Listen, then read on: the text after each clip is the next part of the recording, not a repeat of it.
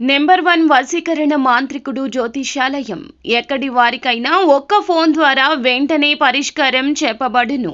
స్త్రీ పురుష వశీకరణం, ప్రేమ, పెళ్లి, సంతానం, వ్యాపారం, కుటుంబ సమస్యలు, భార్యాభర్తల గొడవలు, గృహం, స్థలం సమస్యలు, కళ్యాణ దోషము పరిష్కరించబడును. దుష్ట శక్తులు తీయబడును. నాగదోషం తీయబడును. నాగబంధన, గుప్త నిధులు, ధనం, లంకె బిందెల కొరకు గురువు గారిని సంప్రదించండి.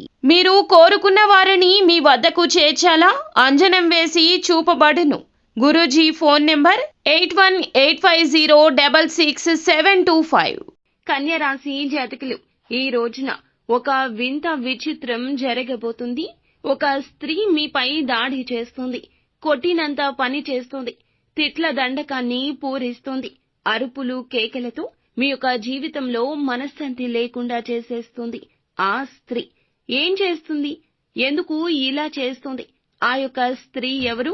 తదితర అన్ని వివరాలు కూడాను ఈ వీడియోలో సంపూర్ణంగా తెలుసుకుందాము.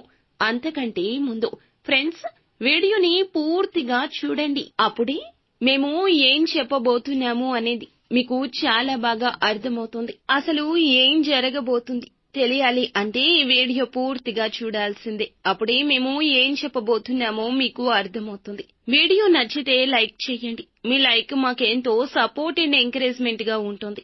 ఇక ఆలస్యం అనేది ఏమాత్రం లేకుండా వీడియోలోకి వచ్చేద్దాము. గత కొద్ది రోజుల నుంచి జరుగుతున్న దానికి, మరి ముఖ్యంగా ఈ రోజు జరుగుతున్న దానికి కూడా ముఖ్య కారణము, మూల కారణము నరదృష్టి. నరదృష్టి అధికమైపోవడం వలనే ఇటువంటి నిందలు, ఆరోపణలు మీ మీద అధికమవుతున్నాయి. అయితే ఎంత భయంకర పరిస్థితులు వచ్చినా భగవంతునిపై భారం వేయండి. కొన్ని సందర్భాల్లో అధిక కోపం ఉండడం వల్ల వీరికి కష్టాలు ఎక్కువ వస్తున్నాయి.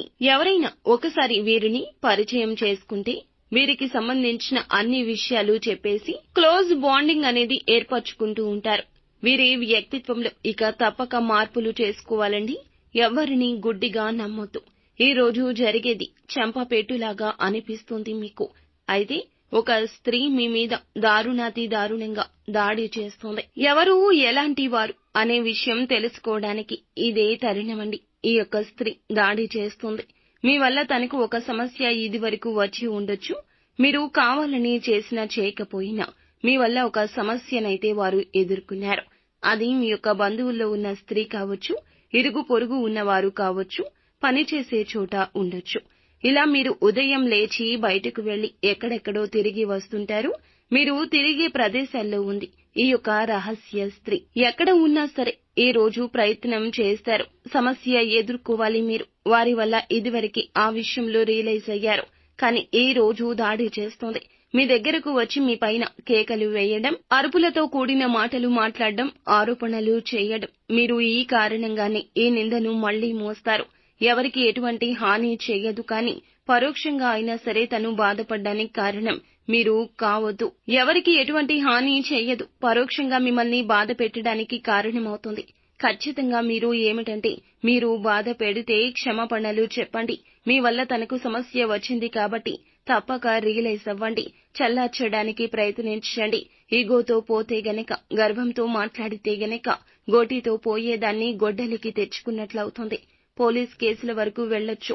మీ యొక్క బంధాలు ముగించేస్తుంది ఆ స్త్రీ. అయిన వారిని దూరం చేస్తుంది.